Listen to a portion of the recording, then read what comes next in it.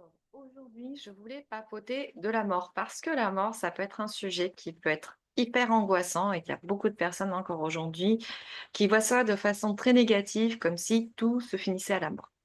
Alors, il faut savoir que la mort, c'est pas une fin, c'est juste un déménagement. Pour moi, c'est comme si tu avais l'âme, tu vois, qui choisissait de se dire, voilà, j'ai emprunté un véhicule à un moment donné, je me suis, euh, je me suis incarnée dans un lieu, dans un endroit, et à un moment donné, ben, pour continuer d'évoluer, de grandir, de continuer certaines étapes, eh ben, je vais partir sur d'autres plans, je vais partir sur une autre planète, un autre continent. C'est un peu pareil comme un déménagement quand on est dans le monde physique, c'est-à-dire quand on a quelqu'un qui se dit, bah voilà, j'habite en France et à un moment donné, j'ai envie d'explorer autre chose, bah, je vais partir aller vivre au Canada, etc. Pour moi, la mort, c'est pareil. C'est juste un changement de lieu, un changement d'état. Mais c'est surtout plutôt, on se rapproche à la rigueur plus de notre nature profonde, puisqu'à la base, on est dans les terres, on est quelque chose qui est de non palpable comme nous on le conçoit avec le monde matériel autour de nous, et on retourne dans notre vraie version qui est plutôt éthérée. Il faut savoir que toutes nos croyances que l'on a sur Terre, tout ce qu'on avance, toutes nos pensées, toutes nos émotions, on les emmène avec nous. C'est-à-dire que quand on meurt, c'est pas, comme on pourrait le croire, tout de suite l'illumination, on devient tout de suite un ange ou quelque chose comme ça, pas du tout. En fait, on meurt avec les mêmes croyances et la même façon de penser, les mêmes émotions que ce qu'on a eu quand on est parti. C'est-à-dire que vous allez comprendre. Imaginons quelqu'un qui a une mort très violente et qui n'était pas préparé, qui ne savait pas, etc. Cette personne, en fonction de comment elle appréhende la mort, elle peut se retrouver coincée entre deux mondes à toujours revivre sa mort. Il faut savoir que de l'autre côté, le temps n'existe pas. Donc, par exemple, quelqu'un qui pourrait avoir vécu un accident d'avion, il peut rester bloqué dans cet avion, dans cet état d'angoisse, de se dire je suis mal, je ne peux plus bouger et rester coincé comme ça un peu entre deux mondes, de pas forcément voir le fameux tunnel ou la lumière ou d'être embarqué par des personnes qu'on a connues avant, qui sont aussi décédées. Enfin, tout ça, voilà, on peut se retrouver bloqué parce que on ne sait pas. On ne sait pas, qu'on n'a pas pris conscience encore qu'on était mort, qu'on passe dans cet état-là, et ça peut durer très longtemps. Et c'est pour ça qu'on a ce qu'on appelle des passeurs de lumière ou des passeurs d'âmes, des médiums, qui vont aider ces âmes qui vont être coincées un petit peu dans un espace-temps complètement à revivre tout le temps la même situation, la même mort. C'est ce qui explique aussi les lieux qui sont ce qu'on dit hantés, quoi, qui en fait sont encore habités par des âmes qui n'ont pas compris qu'elles étaient mortes, qu'elles étaient passées à un autre état et qui revivent tout le temps les mêmes scènes. Et donc les médiums, les passeurs d'âmes, ils aident, ils vont aller au contact de ces âmes-là pour les aider à passer de l'autre côté. C'est pour ça qu'on a souvent dans l'astral plusieurs strates. Et du coup, quand on meurt, en fonction de notre avancée, de notre croyance, de comment on a fait notre vie, on peut se retrouver comme ça, coincé entre deux mondes. Et donc, ces médiums, ces passeurs d'âmes vont aller au contact de ces âmes perdues et les aider à passer vraiment de l'autre côté, à passer là où elles devraient être pour continuer leur évolution. Euh, Ensuite, je voulais parler aussi de tout ce qui va être réincarnation. La réincarnation sur la planète Terre, elle n'est pas obligatoire. Comme on pourrait dire, on pose souvent la question, mais est-ce que je me suis beaucoup réincarnée, est-ce que je vais encore me réincarner sur Terre? On n'en sait rien parce qu'on a tous notre libre arbitre.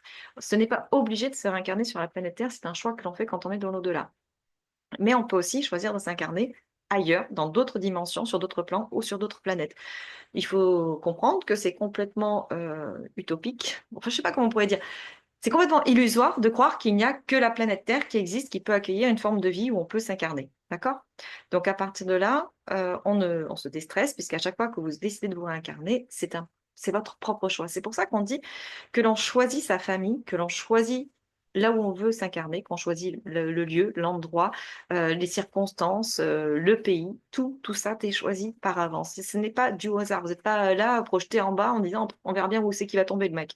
Non, non, tout ça c'est choisi avec nos guides, avec plusieurs âmes, les âmes que vous allez rencontrer pendant toute votre vie terrestre. Ben, toutes les rencontres que vous allez faire, elles ne sont pas dues au hasard. À chaque fois, c'est parce que vous avez passé des contrats d'âme avec ces personnes.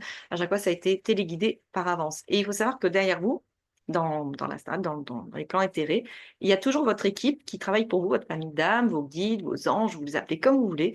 Ils sont toujours là derrière, en arrière-plan, pour aider à tisser le scénario de votre vie, pour que vous puissiez avancer dans les épreuves que vous avez choisies et qui sont que des épreuves pour vous rapprocher d'un certain éveil, d'une certaine conscience et surtout de retrouver l'amour en vous, puisque le but principal de n'importe quelle incarnation que vous pouvez prendre sur Terre, de n'importe quel être humain, déjà le principal but, c'est de retrouver, d'incarner cet amour pour soi, puisque quand on s'aime soi, on aime l'extérieur. Quand on aime l'intérieur, on peut aimer l'extérieur et pas l'inverse. Euh, un autre sujet aussi qui est important de comprendre, c'est que dans ces choix-là que l'on fait, on choisit aussi de s'incarner en tant qu'homme ou femme. Donc, c'est-à-dire que le sexe que vous avez à la naissance, ce n'est pas non plus du hasard. Ça veut dire que vous avez choisi l'énergie féminine ou l'énergie masculine, vous avez choisi de l'expérimenter et ce n'est pas pour rien. Donc, moi, quand je parle avec des personnes qui prônent ou qui acceptent complètement tout ce qui va être transgenre, de changer de sexe, etc. Moi, je ne vais pas avoir le même discours. Je suis pas pour, et je le dis même si ça peut froisser certaines personnes, parce que pour moi, ça va à l'encontre des choix de l'âme. Si l'âme, elle a choisi telle énergie, qu'elle soit masculine ou féminine, ce n'est pas un hasard. C'est parce qu'elle doit apprendre quelque chose de cette énergie.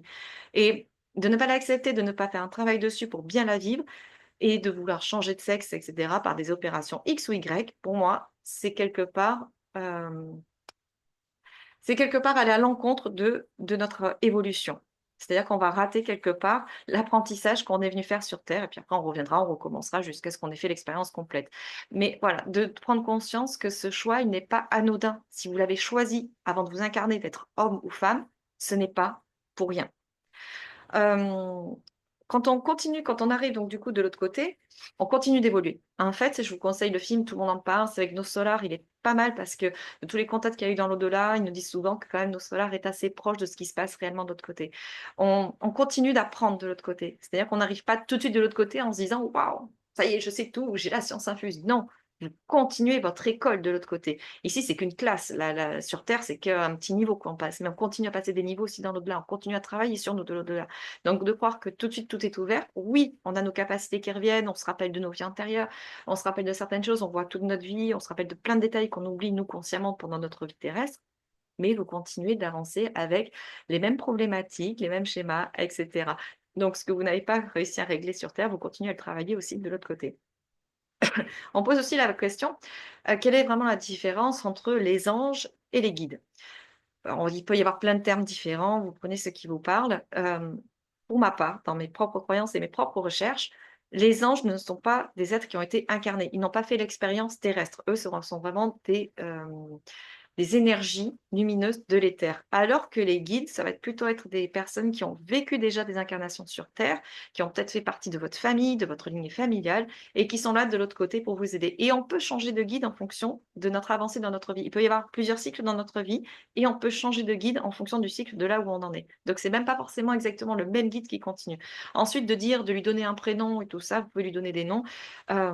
Mais quelque part de l'autre côté, dans l'énergie, il n'y a pas les mêmes noms comme nous on le perçoit, nous, dans notre identité terrestre et physique. Eux, c'est plus des vibrations. Donc c'est très compliqué aussi quand vous posez des questions à des médiums ou des gens qui sont connectés, des télépathes, quel est son nom, quel est machin. Parce que même des fois, les sons qu'on peut entendre ou les vibrations qu'on ressent, ça va être très difficile de les mettre en mots. En tout cas, si c'est des sujets qui vous intéressent ou si vous avez déjà fait l'expérience chez vous d'avoir, je ne sais pas, des perturbations dans votre maison, des objets qui bougent, des manifestations ou quoi que ce soit, vous pouvez poser des questions en commentaire. Moi, je me serais vraiment ravie d'échanger avec vous. Autre chose aussi qu'il ne faut pas oublier, c'est que la possession, ça existe. C'est quelque chose qui peut faire énormément peur et pourtant ça peut expliquer pas mal de mots.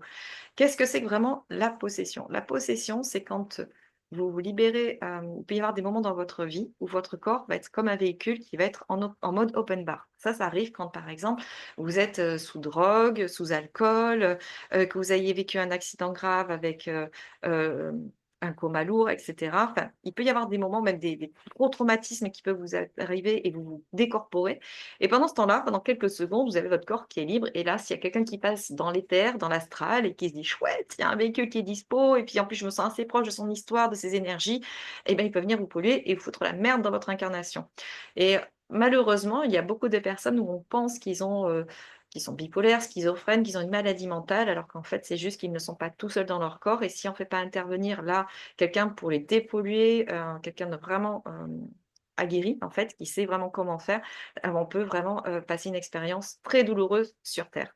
Faut pas en avoir peur, mais de savoir que ça existe, ça peut permettre aussi de débloquer certaines situations et de comprendre ce qui se passe et de faire appel aux bonnes personnes. Donc que ce soit un lieu ou un corps, oui, ils peuvent être pollués par des entités, par des amérantes, par des ce qu'on appelle communément des fantômes.